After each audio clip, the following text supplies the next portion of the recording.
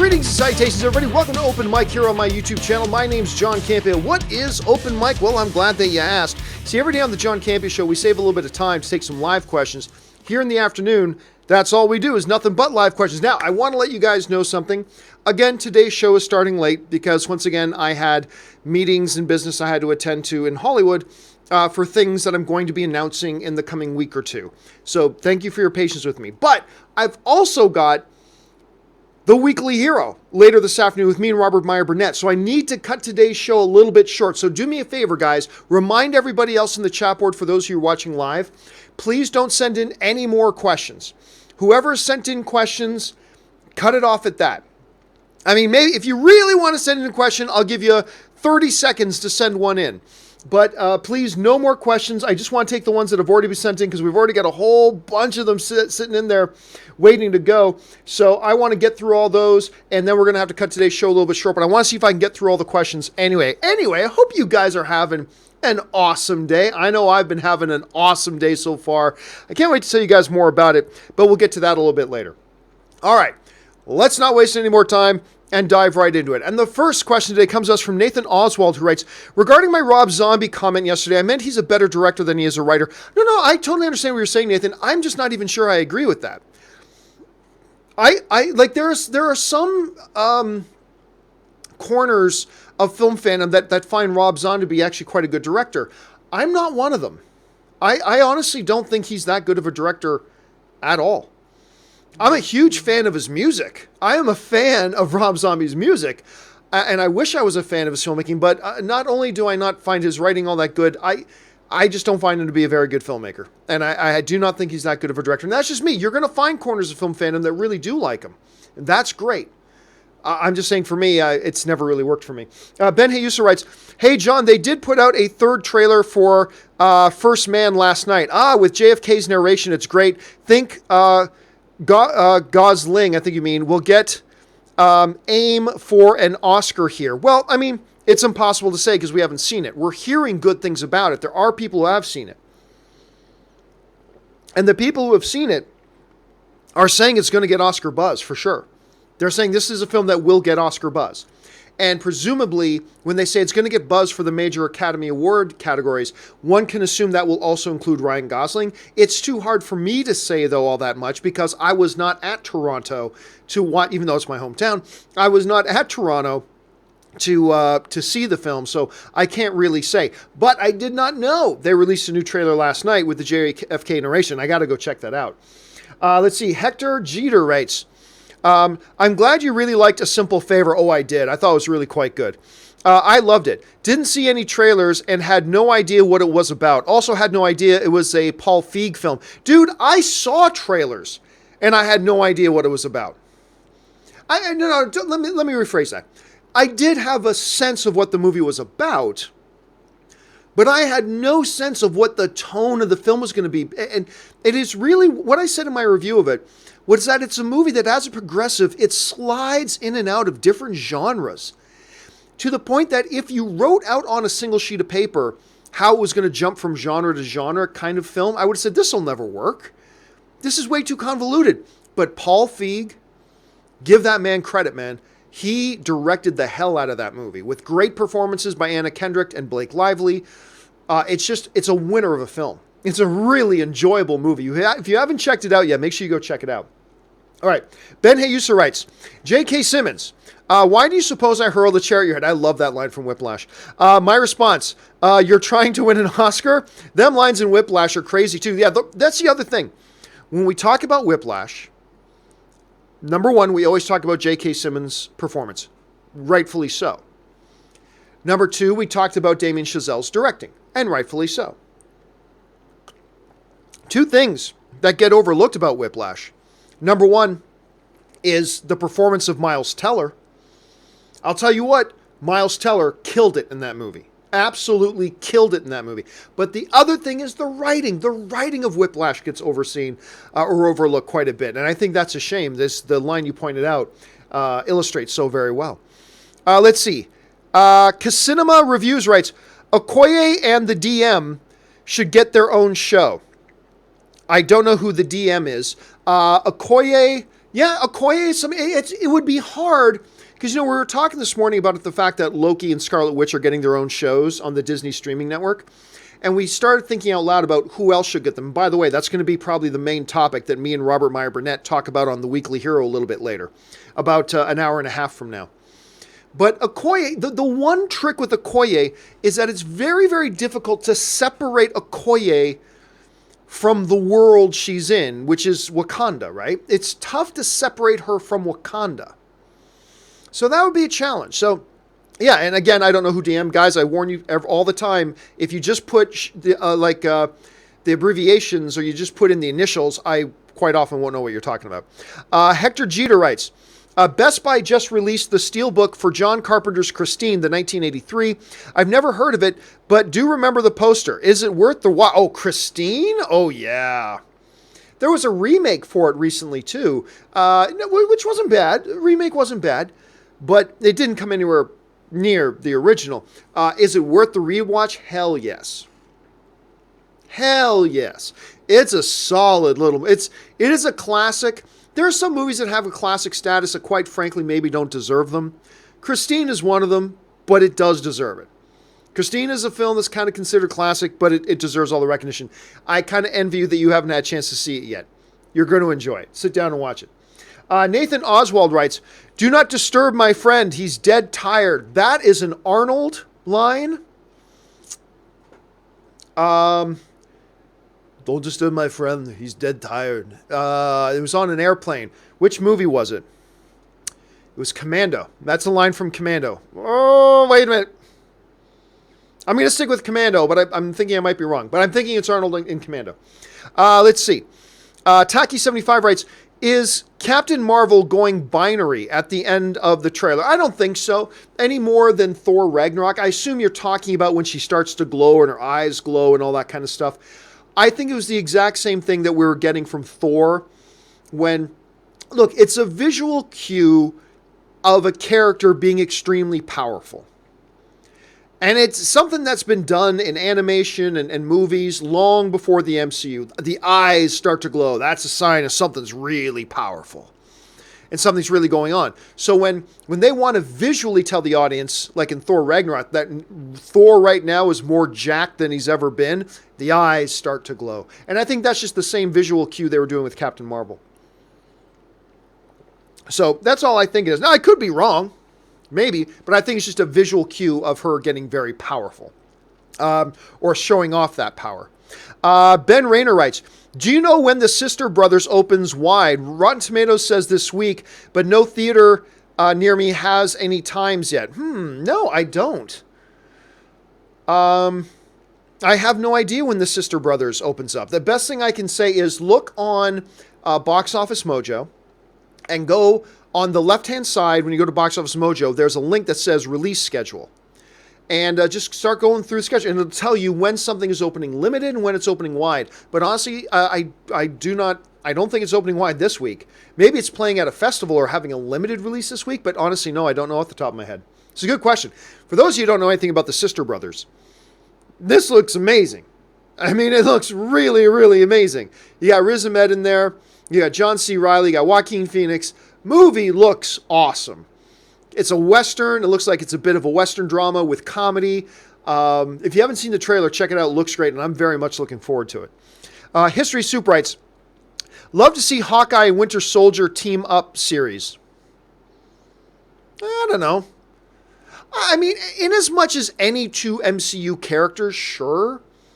I don't really see those two as a fit or a match. And quite frankly, the two of them are just too similar. Like, it strikes me that when you're going to get these team-up movies, it's best to get some characters that offset each other a little bit. And Winter Soldier and Hawkeye just strike me as too similar.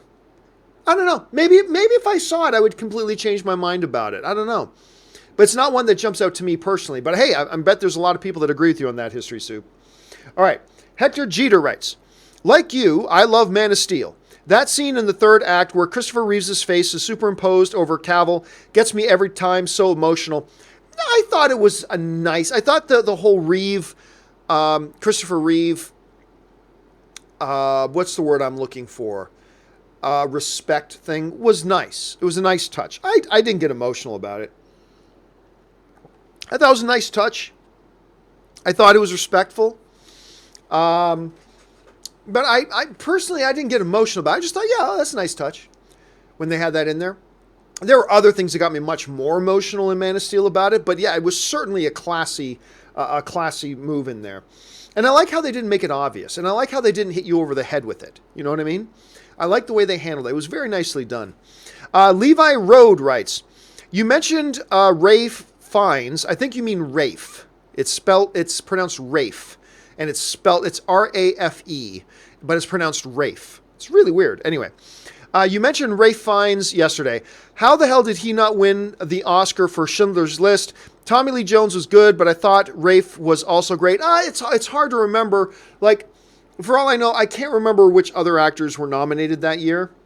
Rafe was great. Look, I contend that now that Gary Oldman has an Oscar, now that Gary Oldman has an Academy Award, I contend that the best actor today without an Academy Award on his mantle is Rafe Fiennes. Now, he's not an A-list actor today. He's not like put in the big lead roles anymore.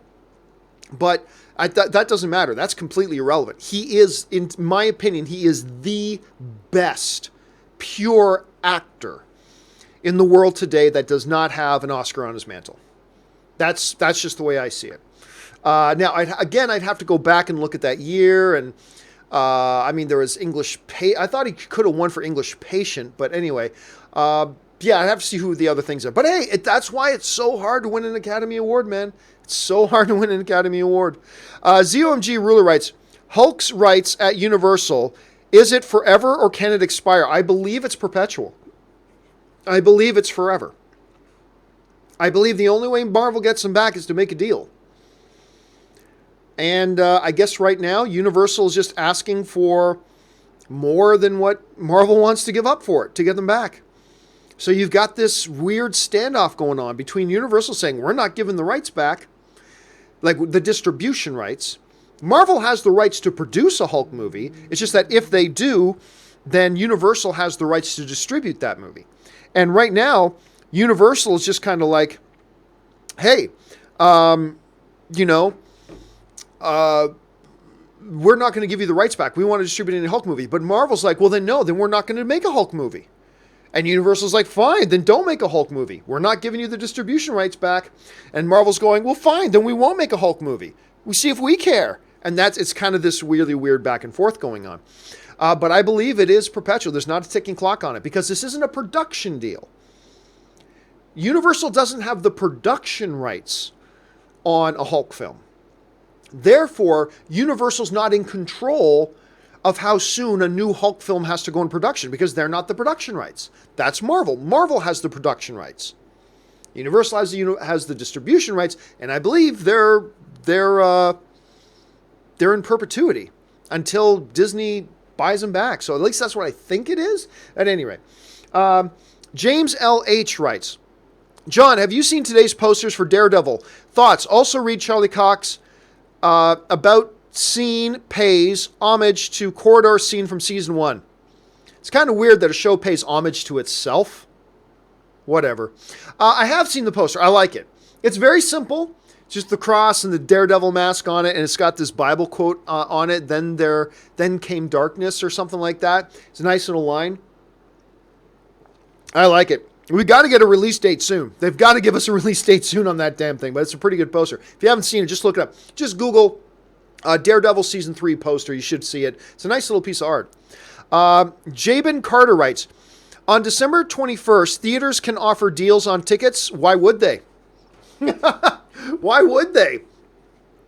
So December 21st, of course, is the big date we've all marked down on our calendar as all these ridiculous number of movies get released all at once, right? Bumblebee, Alita Battle Angel, Mary Poppins is opening that week as well. Just, 7 days earlier, you got Spider-Man Into the Spider-Verse and Mortal Engines and Aquaman and Welcome to Marwen and Holmes and Watson and all these sorts of things. Why would theaters offer discounts on tickets on the highest demand rush day of the year that people are going to rush out to the movies? That ain't the time you offer discounts. You offer discounts on your tickets when people aren't going to the movies. Like Tuesday night, $5 Tuesdays, because not a lot of people go to movies on Tuesdays. So you offer a discount to try to entice people to come to the movies. You got this week on the calendar? Movie theaters are licking their chops right now. Are you kidding me? They're licking their chops. They know everybody's going to the movies that week. Whether they're going to go see Aquaman or Bumblebee or Alita Battle Angel or Mary Poppins or whatever, they know people are coming out to the movie theater that week. And so there is simply no reason why a theater would offer a discount on that day. No way. It's supply and demand, my friend. When demand is high, that's not when you give discounts. So no, they're not going to be offering discounts on that week. Razor Edge Frisbee writes, Spider-Man is fantastic. The best Spider-Man game of all time and easily in the top 3 best superhero games ever made. The variety in how you fight and take down enemies beats Arkham by a long shot in my opinion. I'm hearing nothing but good things. And I was mentioning my buddy Ryan.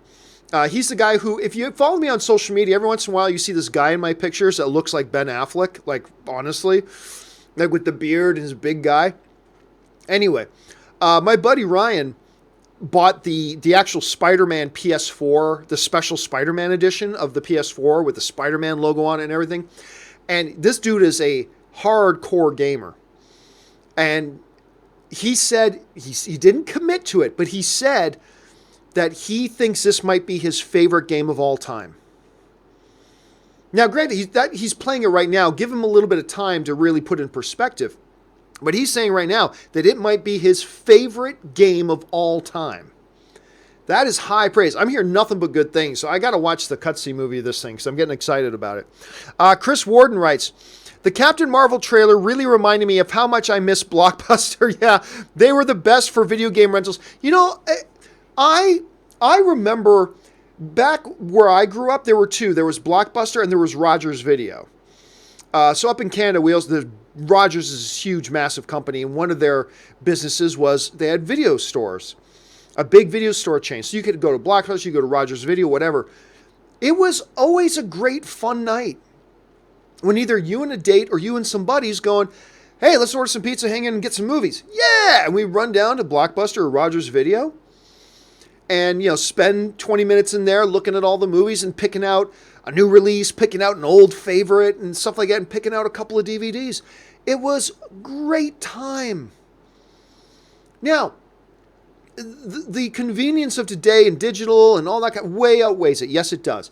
But just because something is better now doesn't mean there weren't parts of the way things were that we shouldn't miss. And I do miss that. There was a great social aspect as well. Going out with your buddies or going out with your girlfriend or your boyfriend or whatever and going and picking out some movies and perusing all the old titles and stuff like that. It was fun. And I got to tell you, man, and I was never about renting video games at them. I was about renting movies. But I got to tell you, I do miss that aspect of it. I wouldn't trade in the convenience of being able just to pick it at home. I wouldn't trade that in. But I'm just saying, I do miss that. That was a really, really cool thing about it. Lyle Navin writes, what if movie studios watched your show? Movie studios do watch my show, my friend. Believe that. Every movie studio watches my show. That's not being boastful. That's just the way it is. They all watch my show. Like I'll run into reps from studios of different things. Like, oh, hey, I really like that one episode you did when you did this, isn't it? Like they all watch the show. Because, not because I'm great, but because, I've got like 30,000 people watching my show. I'm talking about their movies. They want to see what is being said about their movies. It's just that simple. I could be the worst guy in the world at this, and maybe I am the worst guy in the world at this, but, there are people watching, and if I'm talking about their movies and people are watching, they want to see what's being said. So, yeah, they watch the movie. Dude, I'm not kidding. I have talked about certain things just recently, just this past week. I said something kind of nice about this one movie, and I literally got a private tweet from somebody thanking me for saying this thing and saying, oh man, that's so cool that you like that. I'm really, thank you. But like, I get that kind of stuff all the time. And that's not special to me. There's a lot of people in my field that happens to. So it's just because we're talking about their stuff. Believe me, if you made pottery cats, all right? Let's say you made pottery cats. Porcelain cats, I should say. Porcelain cats. And there was a show out there that had like 10,000 people that watched it that just talked about porcelain cats. And your porcelain cat's going to be one of the things they're going to be talking about. You would be watching to see what they're saying about your porcelain cats. You'd be paying attention. So, yeah, believe me, they do watch. Rob Michaels Rob Michaels writes, "Hey, John, I just saw the artwork that Rob tweeted out of the two of you as Optimus Prime and Megatron." Yeah, I just saw that last night. It's awesome. It had me rolling. Best thing I've seen this week. It was wonderful. It's a great, and I just saw it last night for the first time. But there have been some people, including a couple people in particular, like David Crabtree and a few others, who've been sending in artwork of me and Robert for Weekly Hero stuff. It's great, but that Optimus Prime and Megatron one was pretty damn cool. I really did like that one a lot. Let's see here. Jacob Vanco writes, "Do you think the MCU will do a grand reboot of everything after Phase 4 and start from scratch with new cast and X-Men included from the start?" Oh, who knows, man? Like, to me, it's pointless to talk about a movie or what might happen 3 films away. We're not even at Phase 4 yet. And then we have all the Phase 4 films and then something who knows? I mean, look, it's possible they do a grand reboot after Avengers 4. It could be that Spider-Man Far From Home is film 1 of a rebooted MCU. I mean, obviously it's most likely not, but I'm just saying. It's pointless for us to sit here and speculate about what might happen 6 films from now. You know what I'm saying? Like, I mean, so it's difficult enough to think about what's going to happen in this next movie that's coming out, let alone what's happening in 2 movies from now. But once we start saying what's going to happen after Phase 4, well, we don't know. We have no idea what Phase 4 even looks like at this point. So how can we even begin to speculate about what's going to happen after Phase 4 when we have zero idea what even happens in Phase 4? Like, we're talking about things that happen 6 or 7 films down the line. So is it possible? Sure, but they could reboot immediately after Avengers 4. Is it possible? Yeah, it's possible, but it's kind of pointless to even try to guess when we don't even have any clue what Phase 4 looks like, right? So anyway, that's just what my thoughts are. Chris Warden writes, "I'd also love to see a film about the rise and fall of Blockbuster." That would be interesting. From their biggest year ever during the height of the DVD craze in 2006 to when it all came crashing down just 4 years later in 2010. You know, and it's an interesting thing because Blockbuster, and I remember Blockbuster had the opportunity to buy Netflix. And it was for some ridiculous small amount of money. Blockbuster had the opportunity to buy Netflix for a ridiculously small amount of money. And they passed. Now, hindsight is 2020. That was maybe at the time they thought that was the best business decision. In hindsight, obviously we know what happened, right? So that's fine. We've got the benefit of hindsight. But it is kind of crazy. I would love it if they ever did a movie about Blockbuster.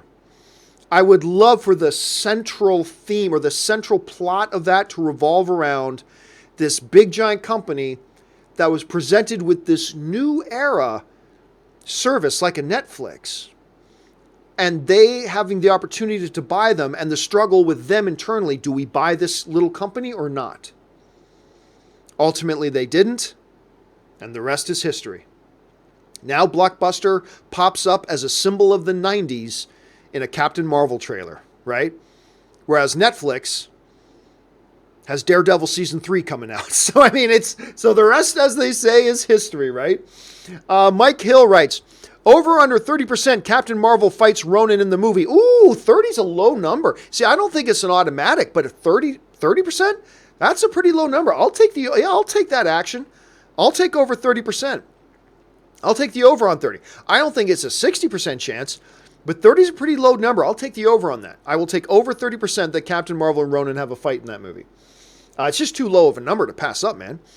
James L.H. writes, with your Italian heritage, have you watched many Italian films, and have you ever seen Cinema Paradiso, 1988 release? Nope, never seen it. No, I don't. I really don't watch Italian films. I don't. I struggle enough with the language.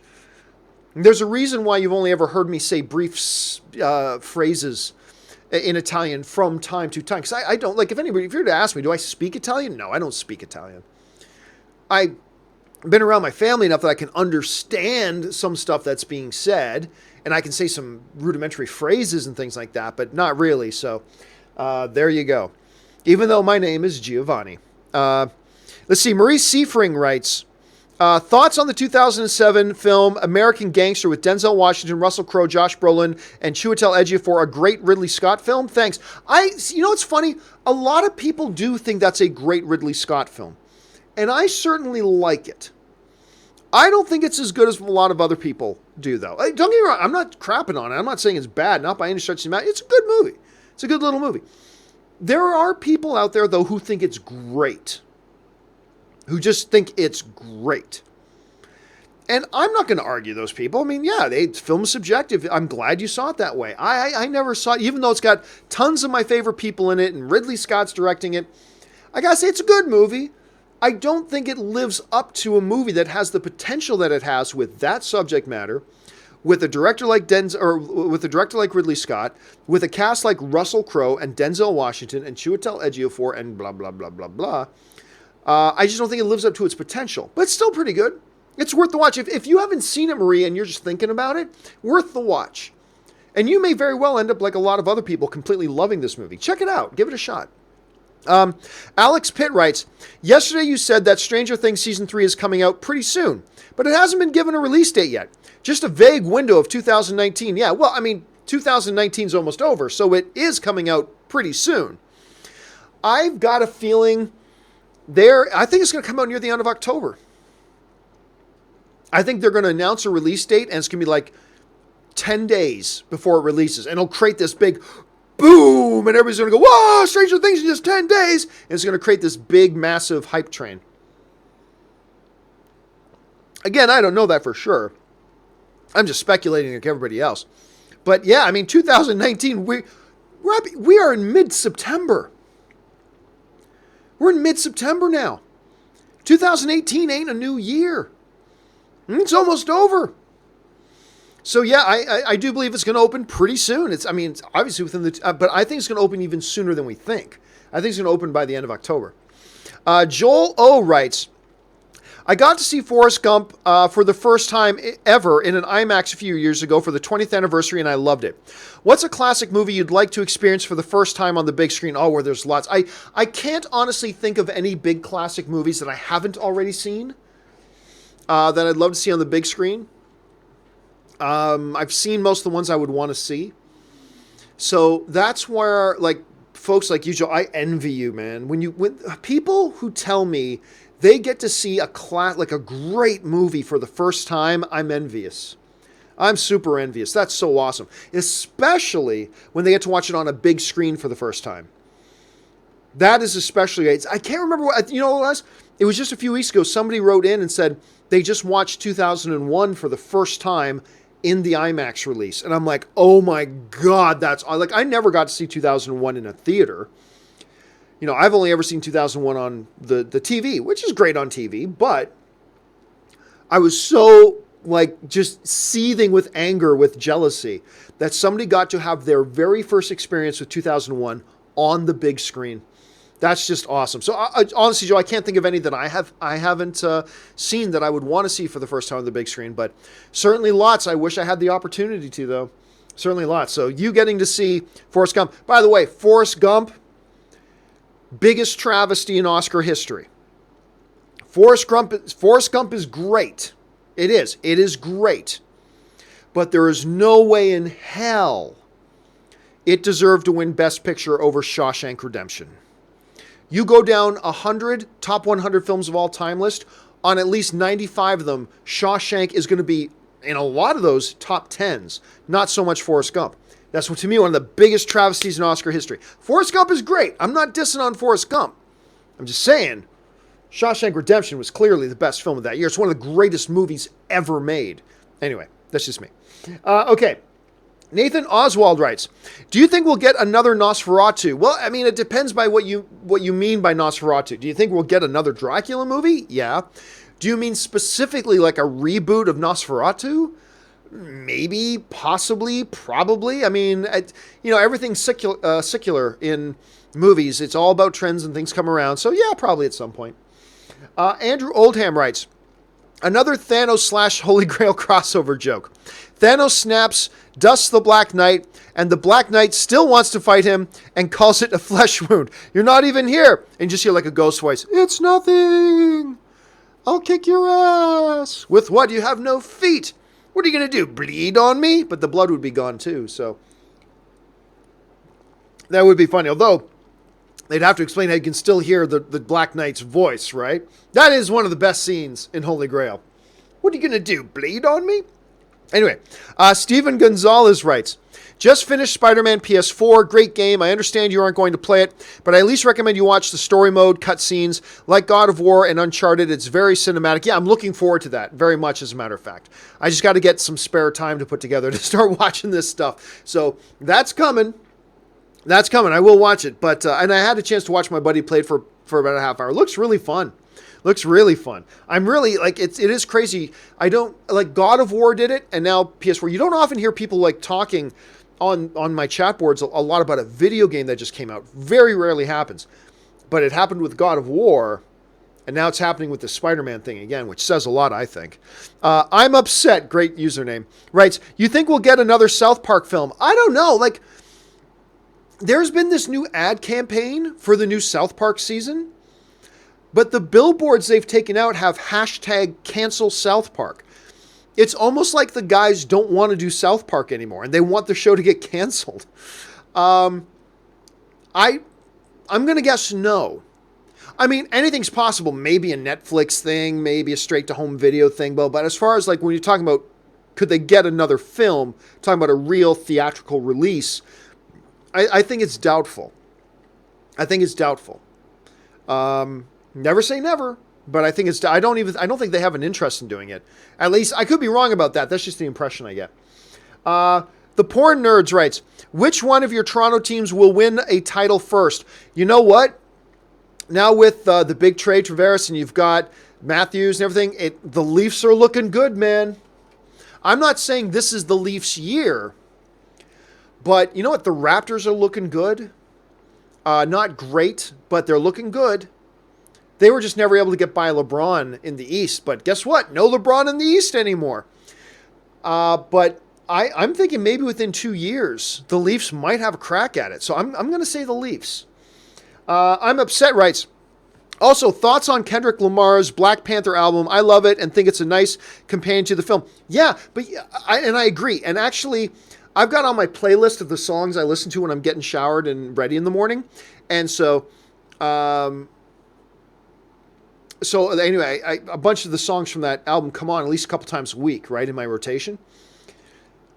But a lot of people forget that Kendrick Lamar did not score that film. There are two separate sets of music for that film. One is the soundtrack with the songs, and that's great. But the score of the movie is also fantastic, and dare I say, maybe even better than the soundtrack. So if you get a chance to actually sit down and listen to the score of Black Panther, by all means do, because it is one of the better... You know, the MCU is not known for the great scores. The DC films seem to have a little bit more of an edge when it comes to the scores of their films, the musical scores. But Black Panther, I think, is one of the better, if not maybe the best scored film in the MCU. It's ridiculously good when you really listen to it. So check it out when you get a chance. Nathan Oswald writes, which was better, The Office without Steve Carell or 2.5 Men without Charlie Sheen? I never really watched 2.5 Men anyway, so I can't really say. I'll say this about The Office. Once The Office realized they could not and should never have focused their show around the Andy character, around the Ed Helms character, that was the biggest mistake.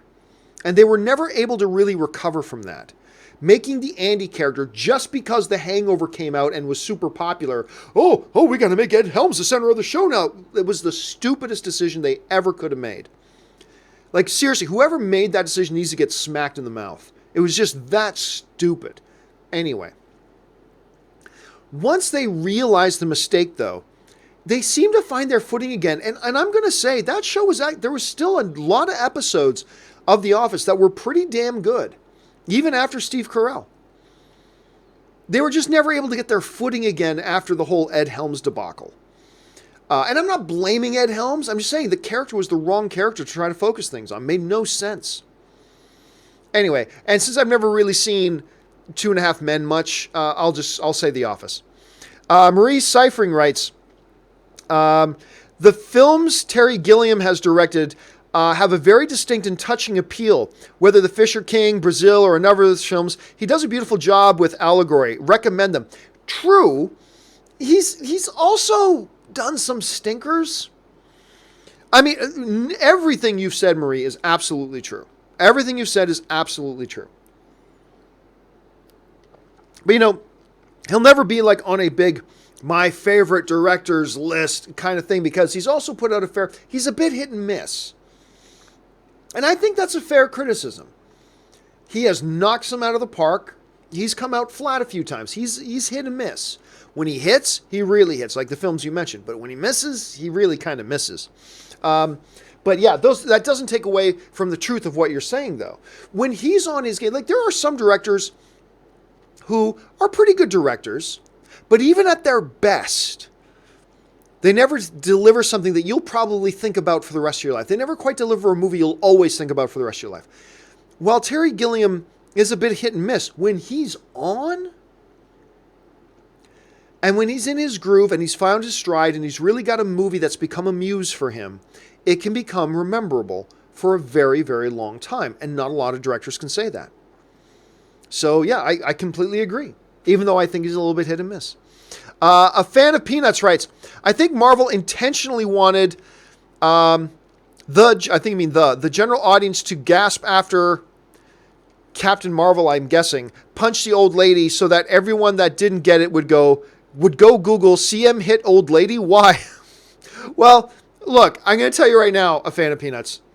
The first thing my mother did after seeing that was not get on Google and Google Captain Marvel hit old lady. Why? That didn't happen. I'm just going to tell you that right now. That did not happen. And I don't think a lot of people did. I think a lot of people went, oh, why'd she do that? But I don't think they then turned to Google and go, why did Captain Marvel hit the old lady? I don't think that happened. But I think it's just a good little comedy gag. For those of us who know it's probably a Skrull, we giggle. For those who don't know it's a Skrull, they go, oh, I didn't see that coming, right?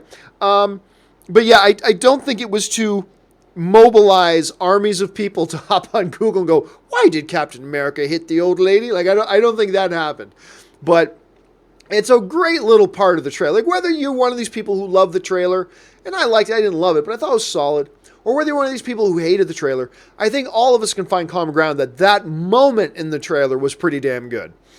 That was, and in and of itself on that level, it's pretty good marketing. So yeah, I like that scene a lot. All right, Recruz writes, John, why can't they get video game movies right? Because making good movies is almost impossible. I mean, there's so much source material there to use that work great from a story. Not really. Like, everybody always wants to argue with me about this, but it's been proven right 1,000 times. Video games are not made for narrative storytelling. They have elements of narrative storytelling in them, and some of them are better than others. Video games are primarily made for the gameplay experience, and their narratives are put together in such a way to complement the gameplay. That's the purpose of a game. You buy a game to play it, not to watch it. Right? That's fair to say. That's not to say there's not very good to solid storytelling elements in there. Sure. But they were never created to just sit down and listen or watch as a narrative set story. There are video games that I can sit down and watch their cutscene movies and get a kick out of, yes. But even then, this is narrative that's put together to serve the gameplay experiential element of it. And whenever I say that, people yell and scream and stomp their feet at me, and you don't know what you're talking about, Campea, but it's been proven 1,000 times. I'm sorry, the stories in movies are way better than the stories in games. Because the stories in games are the secondary things about them. They're made for gameplay, and the narratives are there to complement and accentuate and highlight and add new dimension to the gameplay. And that's what they should be. That's what games are. You know? It therefore stands to reason that it shouldn't be any more difficult to make a good narrative movie out of a video game property than it is any other property into a movie. It stands to reason that it shouldn't be any more difficult. But when you get a core audience, and look, when you make a video game movie, you're trying to attract its core audience. And I think what a lot of studios have made the mistake of is they've made the mistake of then trying to cater their movies to that core audience. And I've always said, don't do that. Just make a good movie. Forget about whether it serves and whether or not it plays to the core audience. Just make a good movie. And one of the things I loved about Tomb Raider, the latest one with Alicia Vikander, was the fact that you can just tell they just set out to make a good movie. Then they threw in a couple of elements to make it feel very much like the game. But they started with writing the script. And if you listen to the director talk about it, he said, we had to start with the understanding that we're making a movie. That's just one thing that really stood out to me and why I got excited about it. I remember the director talking about before the movie came out saying, we started off saying, we need to make a good movie, not a video game movie. We're setting out to make a movie, not a video game movie. And that became their focus. And I think if more studios took that approach, then I think you'd start seeing more video game movies. Because look, Tomb Raider wasn't bad. It was pretty good. Not great, but it was pretty good. It might be the best video game movie of all time, which is not saying much. But I think if more studios take that approach and go, okay, we're taking this famous property. Let's forget that it's a video game. Forget the video game altogether. Forget what they do in the game altogether. Let's just build a good movie. And then once we've got the foundations of a good movie, like we're making any other movie, then let's add in and pepper in a few elements from the game to make it feel familiar to the core audience. But let's not start with that core audience. Because I think that's where video game movies have always made their mistakes. But everybody gets mad at me when I say that. I'm like, I'm sorry, but look, how many times do you have to see it proven? How many times do we need to see it proven? But anyway, there we go. All right, let's see. Alex Bose writes, Pine/Cavill want more money, and we can understand why. However, could it affect their reputation with studio/future franchise and other actors? After all, the USS Enterprise crew/actor are not rich and popular as Pine. I don't know. Look, I've said before, I would never begrudge anybody asking for what they think they're worth, right? I'll tell you what, there's been times that I've had people working for me that I have had to end my working relationship with them because they wanted something that I could not give them. But I've never blamed them for asking what they felt they were worth. I will never begrudge anybody, nor should you begrudge anybody who asks for what they think they're worth. Now, that doesn't change the fact that I may not be in a position to give them what they think they're worth. And I might even agree with them that going, yeah, you're worth that much. But I don't have that to give you. So we're stuck. But I would never blame or begrudge anybody for asking for and trying to get what they believe they are worth. There's nothing wrong with that.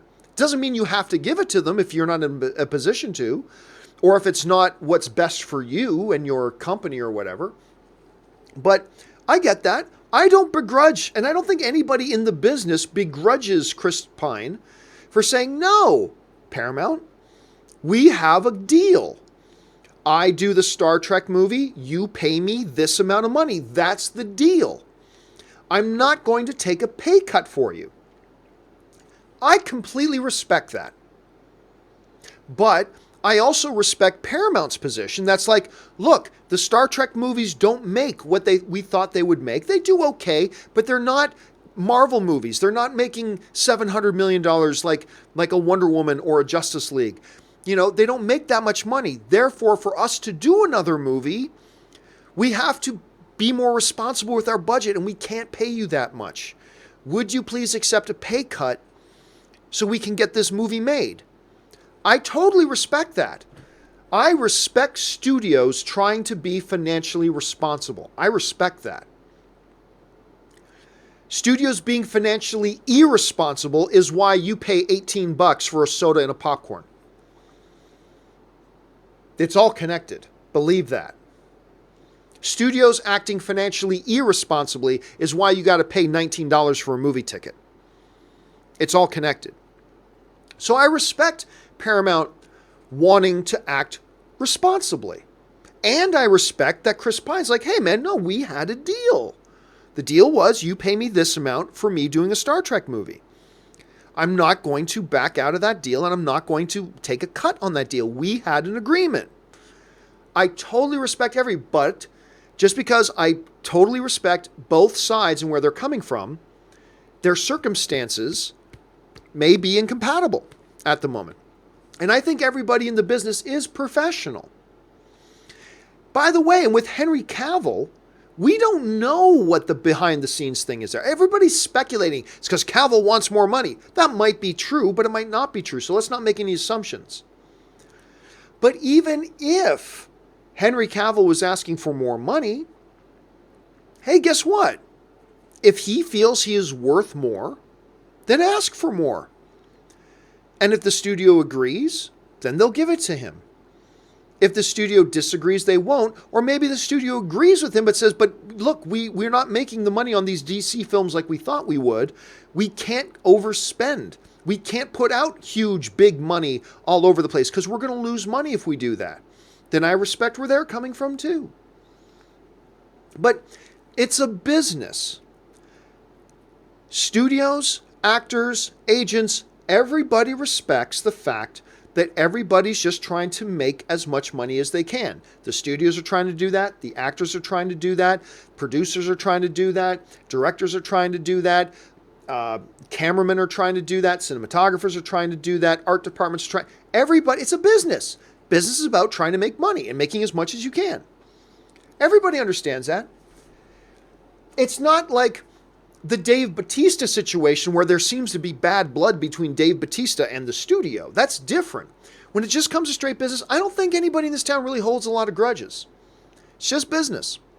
So I think they'll be okay with it because nobody seems to be acting irrationally. Nobody in these particular situations seem to be acting unreasonably. Everybody's being pretty reasonable, at least not unreasonable. But they're not on common ground, and so they can't get a deal made. And oh well, that happens in life, right? That happens. So I don't think it's going to hurt them. I don't think it's going to hurt either of them, to be honest with you. Okay, let's move on. Let's see. Maurice Seifring writes, last name pronounced Seifring. You know what, Marie? I think quite often I think I say Seifring. I think sometimes I say Seifring. But anyway, Seifring is the correct way to pronounce it. Thank you for letting me know, Marie. Robert Giacinta writes, have you watched the movie Enemy? If so, thoughts? If you're talking the Jake Gyllenhaal one, directed by Denis Villeneuve, I have seen it. Probably my least favorite Villeneuve film, to be honest with you. Probably my least favorite of his. It's not bad. It's a lot like Christopher Nolan, right? Like The Dark Knight Rises is my least favorite Christopher Nolan film. But it's still good. I mean, it's good. It's good. I like it. That's kind of how I feel about Enemy, if I'm thinking of the right one. But probably my least favorite of his. Let's see. Life of Logan writes, who would be your ideal villain for Far From Home? I can't possibly say because I don't know what the movie's about. So I can't say what my ideal villain would be. The ideal villain is the right villain to fit the story you're trying to tell. And since I don't know what the story is they're trying to tell, I really can't say. So I don't care. As long as it's a villain that fits the story, then I'm fine. Life of Logan follows that up. Have you ever been so into a movie that it feels real? In Infinity War, I was so zoned out of the real world, I thought they actually killed Spider-Man, Black Panther, etc. I only came to my senses at the credits. Yeah, it's not often, but I've been there. There are some movies, I talk like about Life is Beautiful. That is a movie that just sucks you into it, man. And then your heart breaks and you're crying like a baby at the end, all kind of stuff. It's a beautiful thing. And it's very hard to do these days with all the flash bang of the movie business today. It's a hard thing to do, but it is a beautiful thing. Whether it's a Life is Beautiful or whether it's an Avengers Infinity War, it's a beautiful thing when a movie can actually engross you that much and soak you into the narrative and into the story and into the movie so much that you forget you're sitting in a movie theater. It's a beautiful experience. And it can happen with horror, with comedy, with action, with sci-fi, with drama, with period pieces, whatever. But it's a rare thing. And when it happens, it's awesome. It's just awesome. And I didn't have that particular experience with Infinity War because of the wonder of it all. But yeah, I could totally see that happening there. For me, it's a movie like Life is Beautiful. You just get so engrossed in the characters and what's happening and so emotionally invested, you just forget you're sitting in a movie theater. Right? And that's a great thing to have happen. Thanks for sharing that, man. Let's see. Benny95 writes, just wanted to say thanks for all that you do. Well, thank you so much, man. I recently lost my grandfather with whom I was very close, and your shows have helped get over loss. I'm really sorry to hear about that, man. That's awesome. That's awful. I am lucky that I've only ever lost one of my grandparents. And it was a long time ago. I lost my grandfather on my mom's side, my gramps. I lost him when I was still in high school.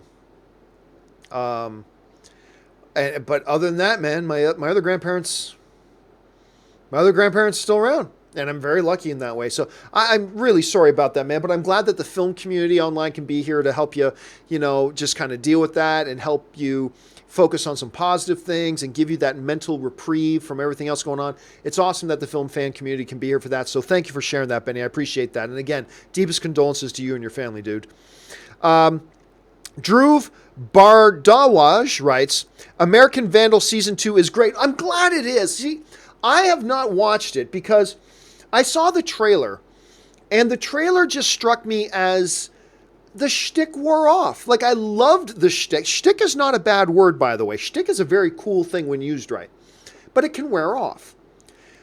For me, I loved it in American Vandal Season 1, and then I watched the trailer. It's like, it didn't do it for me because the novelty of the shtick had worn off on me. But I think if enough people like you, Drew, if enough people keep telling me they love it, I'll probably give it a shot because I did like the first season. So you're the first person telling me they've watched it and that they really liked it. So that's good to hear. So I'll keep my eyes open for other people saying the same thing. All right, last two questions of the day. Rybread1980 writes, any idea why Legion's not current on Hulu when they're Fox owned? Hulu is not Fox owned. Hulu is owned by a group of companies. Fox is one of them. Disney is one of them. There are a number of other studios are co-owners of that. But they all have the same kind of philosophy. Usually with shows like that, once a new season starts, the previous season goes up. So if season 4 is done of a particular show, then once season 5 begins, season 4 will go up on Hulu and or Netflix and some other things like that. So Hulu is not Fox owned. Fox is one of the ownership group, but they're not Fox owned. So that's an important distinction there. Not to mention Fox has its own streaming service that they'd rather people go watch it. And you can see the up-to-date episodes on the Fox streaming service on FX. The FX Now, I think it's called, is the app. And you can keep up to date with it there. And the final question today comes to us from Mohammed Gadeh, who writes, your thoughts about Constantine, the movie, the Keanu Reeves one? Not a huge fan, to be honest with you. I didn't think it was all that good. It wasn't terrible either. I'm not saying it was awful. But yeah, it was one that to me was kind of a missed opportunity. It didn't work all that well for me, to be honest. I know a lot of people who like it, but yeah, it just never really worked for me. All right, guys. That will do it for today's installment of Open Mic. Thank you so much for being here. Don't forget, guys, at 5:30, so about 35 minutes from now, if you're watching this live, the brand new episode of The Weekly Hero with me and Robert Meyer Burnett comes back up. So make sure you guys hang around, come back, and join us for that. And thanks for being here, guys. And tomorrow morning, of course, the John Campea Show returns. Make sure you come back and join me for there. That'll do it for me for now, guys. Thank you so much for making this part of your day. My name's John Campea. See you in a little bit. And until then, bye-bye.